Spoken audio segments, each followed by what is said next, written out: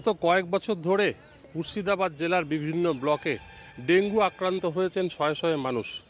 সেই সমস্ত মানুষ যাতে নতুন করে ডেঙ্গু আক্রান্ত না হন, সে কারণেই 3 দিনের প্রশিক্ষণ শিবির শুরু করলো মুর্শিদাবাদ জেলা পরিষদ। কিছুটা তো অবশ্যই বেড়েছে এবং এই কাজ চলার ক্ষেত্রে বা চাপ তো অনেকটাই বেড়েছে, এটা ঠিক। কারণ হচ্ছে ম্যানুয়ালি যেটা আমরা করতাম সেটা অনেক ক্ষেত্রে একটু কিছুটা হলেও সুবিধা হতো, কিন্তু যেহেতু মোবাইলে প্রচুর রয়েছে, কলাম রয়েছে, যেগুলোকে ফিল করে একটার পর প্রত্যেকটা বাড়িতে ফিল করতে হবে, ফলে একটু সময় বেড়ে যাচ্ছে বা একটু কাজের চাপটা একটু অনেকটাই আমাদের ঘাড়ে চেপে যাচ্ছে বটে।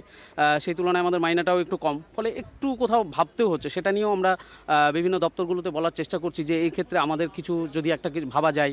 এবং সর্বোপরি যেটা হচ্ছে একটা মোবাইল রিচার্জ, মানে ধরুন প্রতি মাসে ইন্টারনেট আমাকে ব্যবস্থা করতেই হবে, তাহলে বর্তমান সময়কালে একটা মোবাইল 1 মাসের রিচার্জ করতে গেলে অন্তত 300 টাকা প্রয়োজন।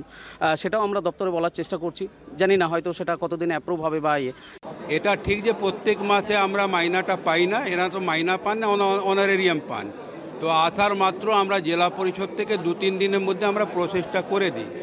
লাস্ট যত টাকা আমরা পেয়েছিলাম সব টাকা দেওয়া হয়ে গেছে। টাকা ঢোকার মাত্রই আমরা আবার টাকাটা রিলিজ করে দেবো। একটা জিনিস যে আমরা জানি যে এই প্রখর গরম চলছে, আমরা কয়েকদিন বৃষ্টি পেয়েছি, তারপরেও ধরুন আগামী কয়েকদিনের মধ্যে, কিছু দিনের মধ্যে আমাদের বর্ষার আগমন ঘটবে।